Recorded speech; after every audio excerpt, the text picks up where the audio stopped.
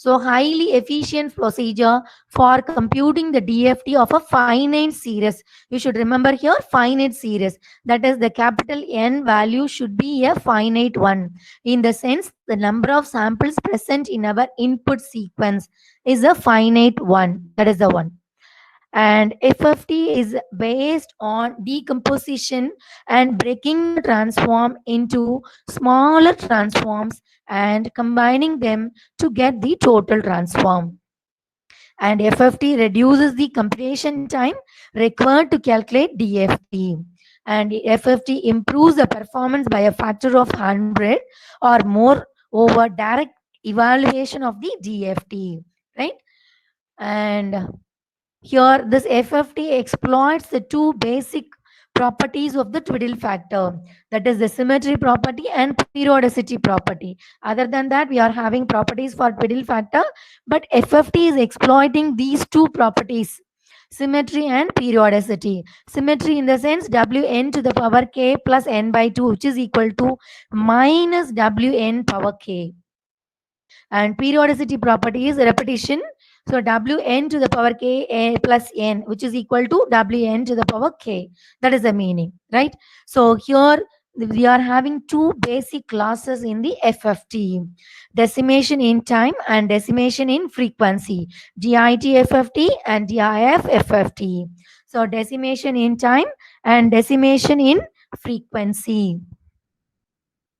So here in DSP syllabus described by the Anna University is given with the radix 2 algorithm. Other radix algorithms are also available, but here I am giving the example for radix 2 algorithm. So radix 2, in the sense the number of output points n can be expressed as a power of 2.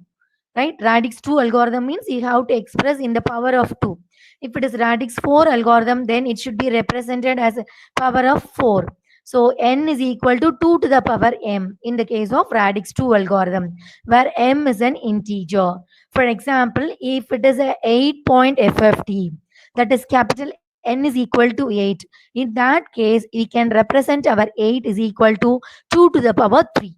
Isn't it? So here, this power, the number in the power of 2 will represent the number of stages available in the DIT or DIF FFT algorithm. While doing our butterfly structure, the number of stages involved in our computation will be then equal to the m, that is the power in the power of your 2.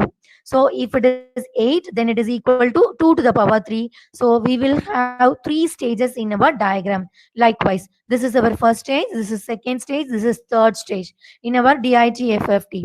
And in DIF FFT, this is my first stage, this is second stage, and this is the third stage.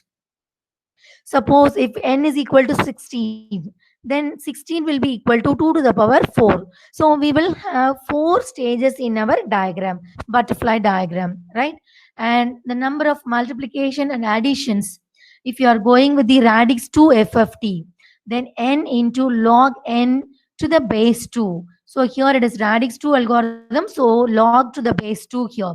So n is the number of samples present in your sequence, x of an input sequence.